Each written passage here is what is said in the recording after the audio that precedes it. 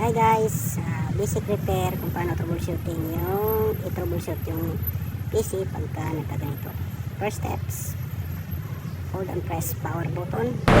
Pwede na! Sa automatic repair. So sa automatic repair dyan natin makikita yung restart and advance option. So guys, sundan lang yung video para may madagdag sa kaalaman natin.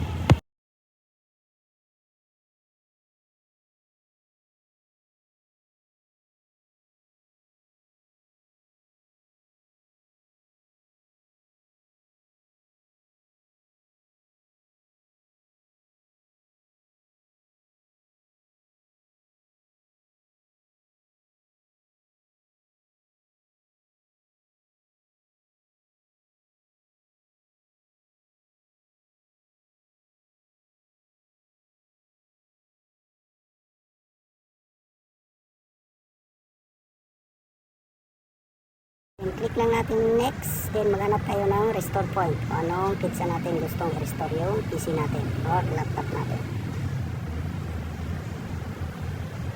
Then next. Next. Yes.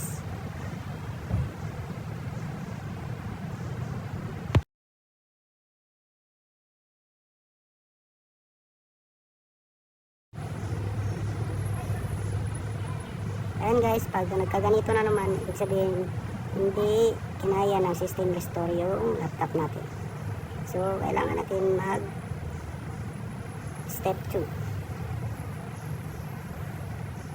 So, select na naman natin yung back natin. Then, sa troubleshoot, i-select natin yung reset PC, then keep my files. So, i-reset na yung PC, then keep my files, then local reinstall. So click na natin yung local reinstall.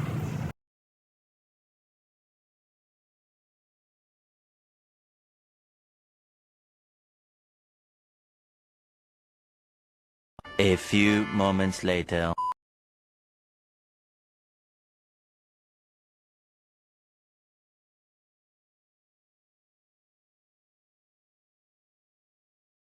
$2,000 years later.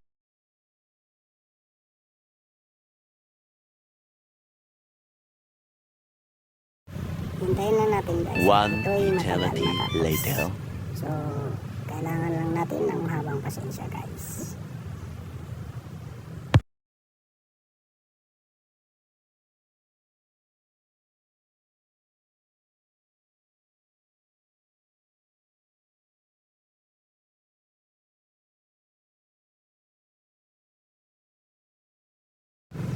Successful yung pag-reset ng PC natin. So, bago ang lahat, huwag mo na i-format. Kung kailangan na i-reset, pwedeng i-reset at system restore. Yan lang guys.